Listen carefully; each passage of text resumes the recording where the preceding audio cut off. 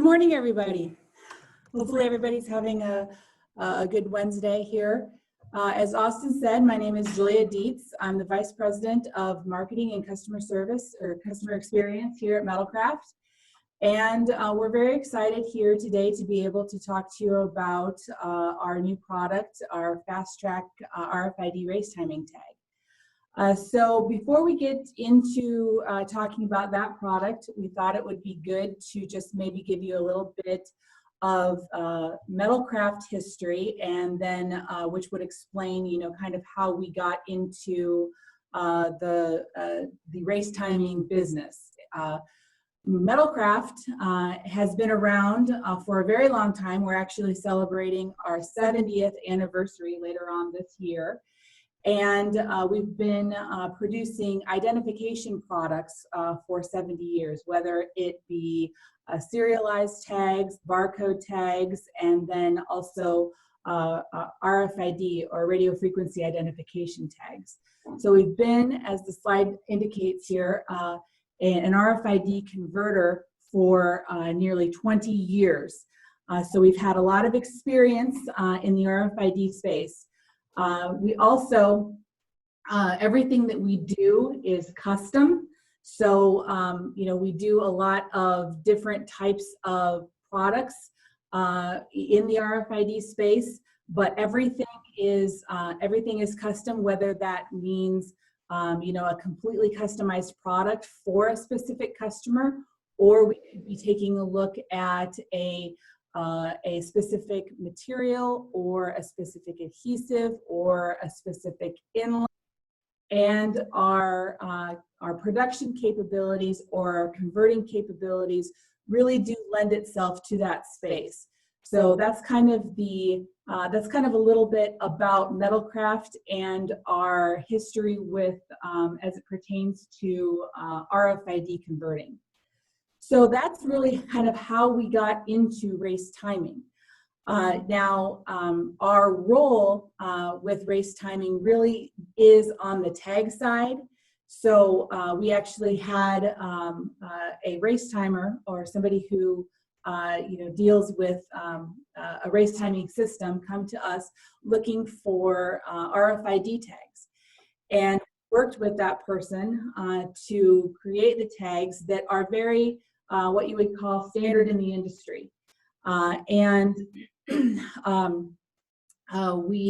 We've been converting tags in that space for about 10 or so years, always looking for, what would be the next best thing. We looked at a variety of different inlays. We looked at a variety of different constructions. But one of the things was always the same, that they always had that thick foam construction in order to be able to optimize the read range that was needed in order to be able to give the race timer the optimal performance that was needed. So you can see there on that slide there that it shows kind of what our traditional tag has been. It always had that foam standoff.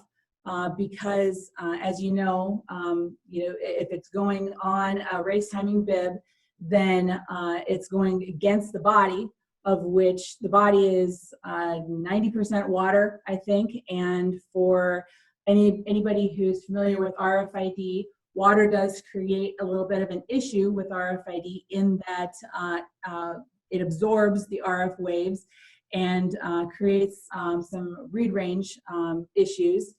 So we needing to have the spacer, which the foam is between the person and then the RFID inlay.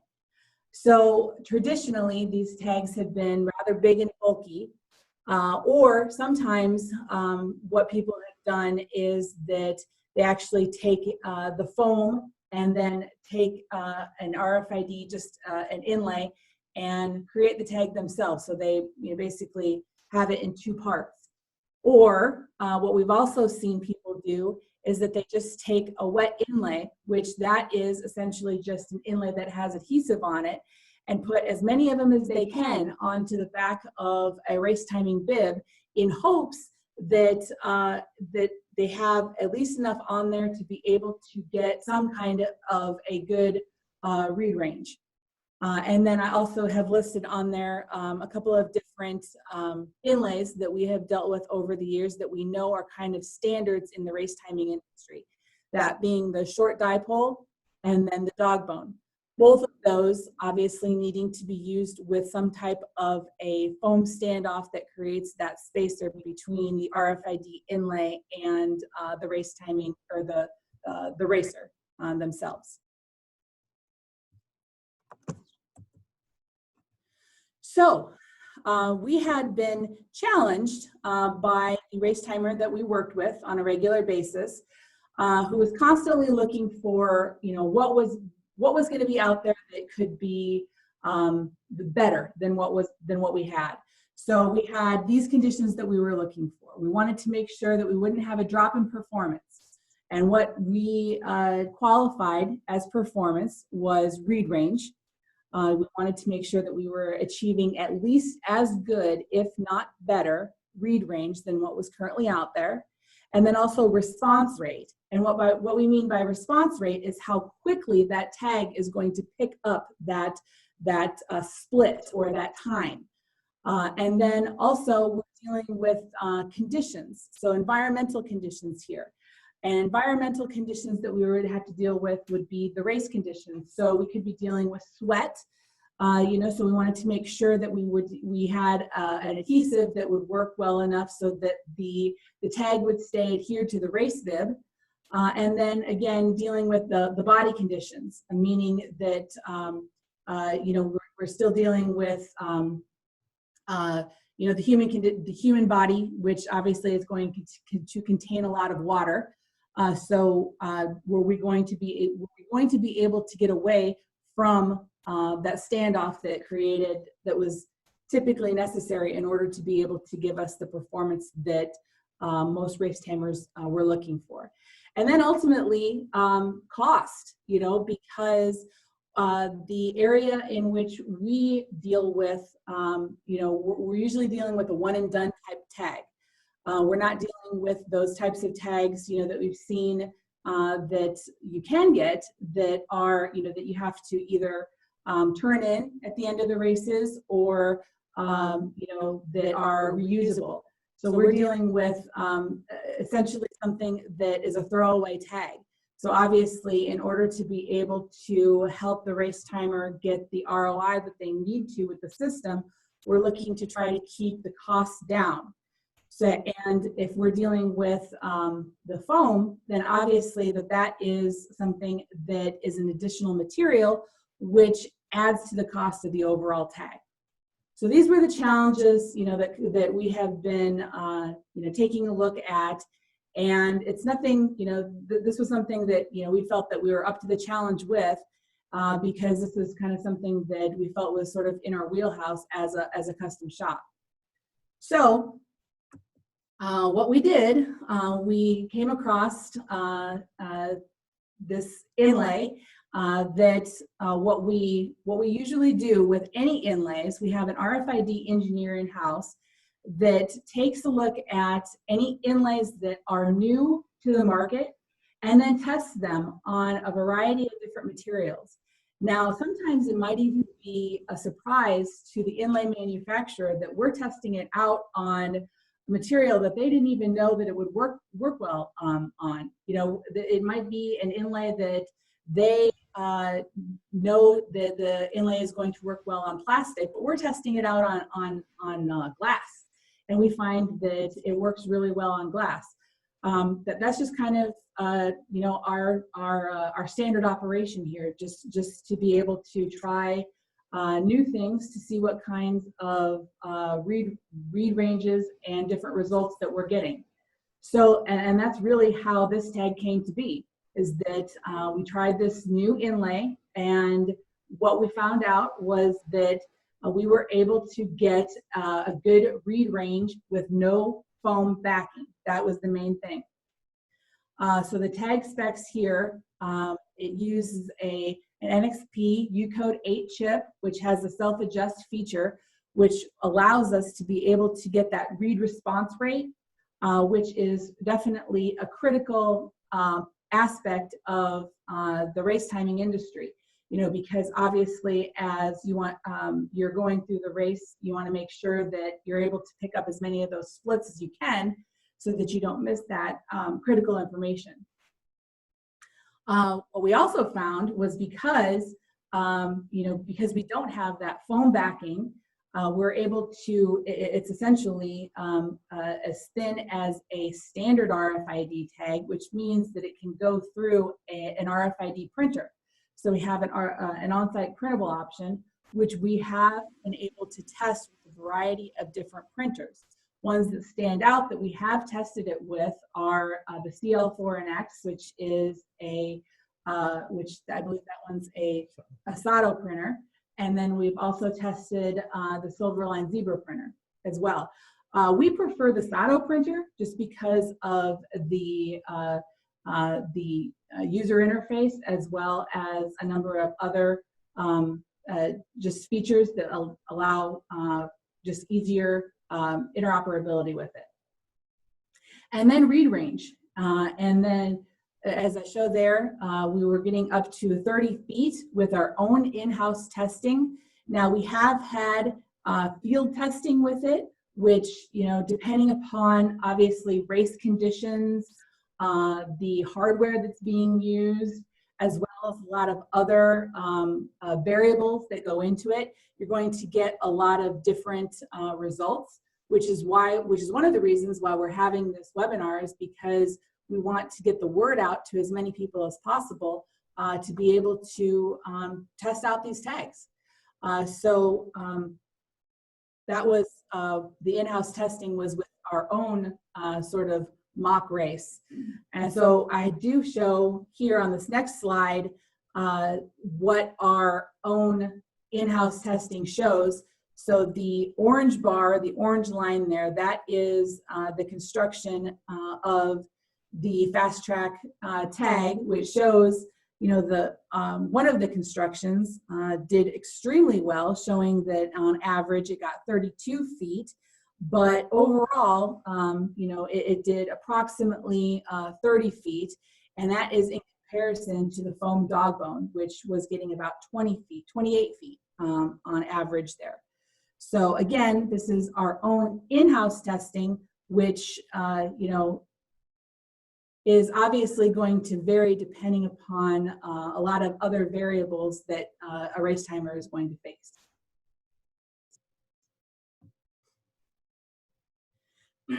So the benefits that we feel you're going to see from the fast track race timing RFID tag is that it is more economical, because we were able to get rid of that foam layer.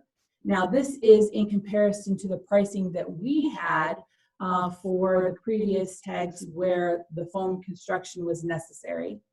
It's easier to apply because especially if you were doing, you know, the two-part construction where you were taking the foam and then adding it to the inlay itself before attaching it to the back of the bib tag. And these are both because of the thinner construction, which then again allows for an on-site printable option, which to our knowledge, you know, and we did our due diligence in researching this, we don't believe that an on-site printable race bib tag exists out there in the industry. And then performance, as you can see from the amount of testing, the limited amount of testing that we did internally, but then also, you know, some of the testing that we've had, some of the race timers that we're currently working with, it is performing well out there in the field. This is early testing, we realize this, but that's why we want to get this in your hands so that you can do your own testing with this.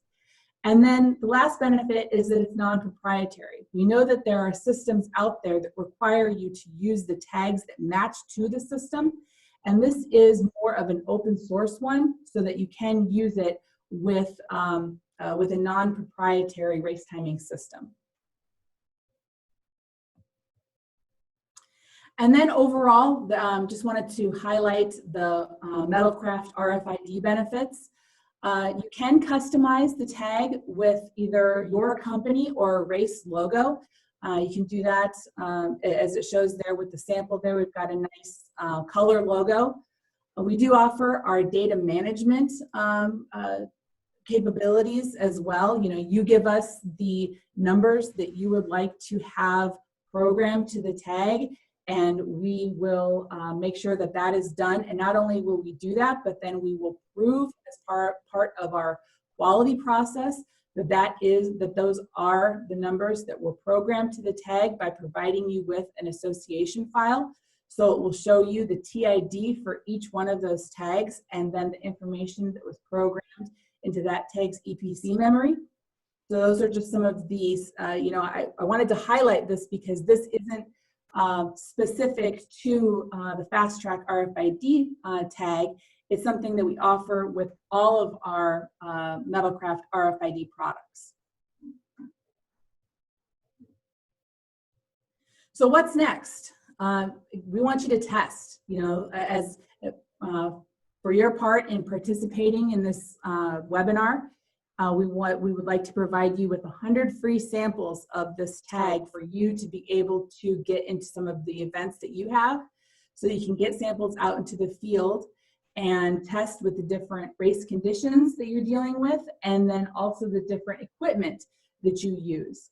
You know, we would also be happy to field any questions that you have at this time, or if you would like to take anything offline, we can do that as well.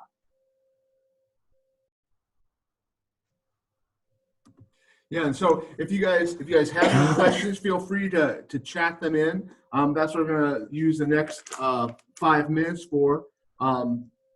So if you have additional questions about anything you saw in the presentation, you know, feel free to just put them in the chat box, and we'll repeat the question, and then we'll go ahead and try to answer them the best that we can.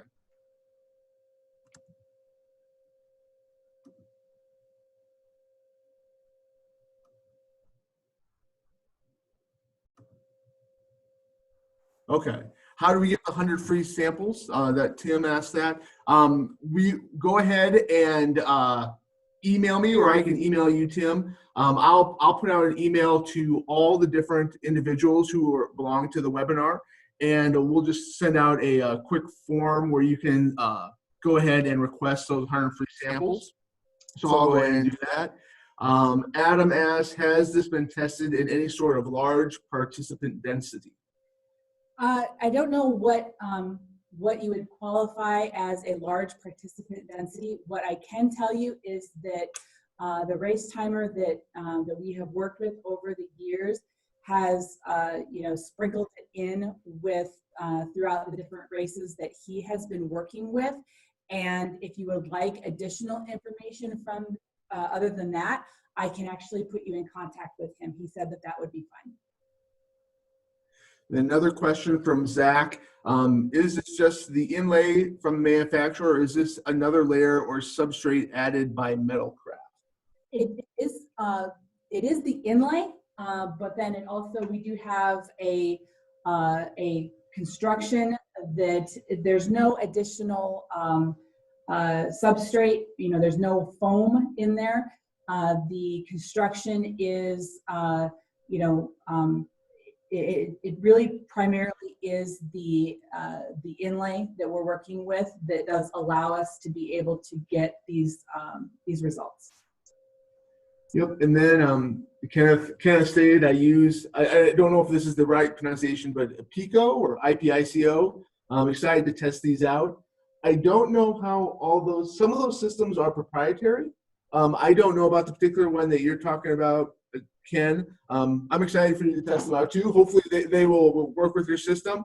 But I do know there are some other proprietary systems out there that this tag may or may not be a good fit for. But I'm excited that you would be willing to test them. That's great. Then Tim asks, in your test, did you test outside? I asked because you mentioned in-house testing. Sure, yes. I meant in-house because, you know, within Metalcraft in-house testing, but we had the race timer that we work with actually did test it in races. So both actually, would be the answer to that. Yeah, we ran through quite a few different battery of tests, you know, with our own kind of internal testing, our own research and development, but then we've also tried to get a lot of different feedback from out in the field as well. And that's one of the things that we're hoping that you guys can give us as well, as we get more product out into the field. Yeah, we can only test it, you know, with our own internal testing is probably the better way to say it. You know, with what we have, the best way to do it is to get it out into the field, and that's what we've been trying to do previously. But you know, now we're really making the effort to take it beyond, you know, who we had been working with previously. So that's why we're holding this webinar, and that's why we want to get those samples out to you guys and kind of have you let us know what your feedback is. Yeah, and one of the main features that I know that we promoted during the webinar was also the affordability of this product. Mm-hmm. And I know we've received some questions from other individuals who are looking at attending the webinar, talking about the affordability. Is that something you wanted to touch on just a little bit? Sure, I can.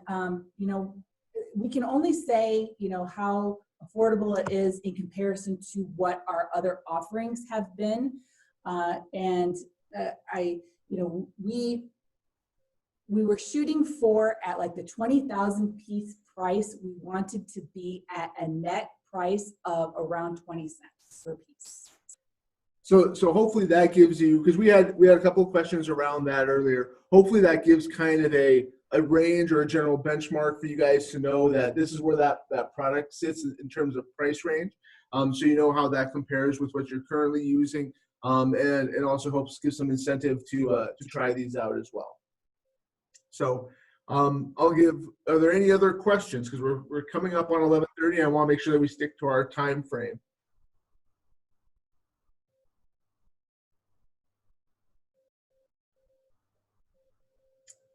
Okay, I don't see any others coming in. If you do have additional questions, feel free to email them to me. Again, my name is Austin Elling. I'm the marketing director here at Metalcraft. My email is austine@idplate.com, and I'll send up a follow-up email after this webinar completes with the recording and also the link where you can request those 100-piece samples that we would like you guys to go ahead and try out. So with that, I will go ahead and say thank you to everyone for coming today, and we'll be in touch soon. Thank you, everyone. Have a nice day.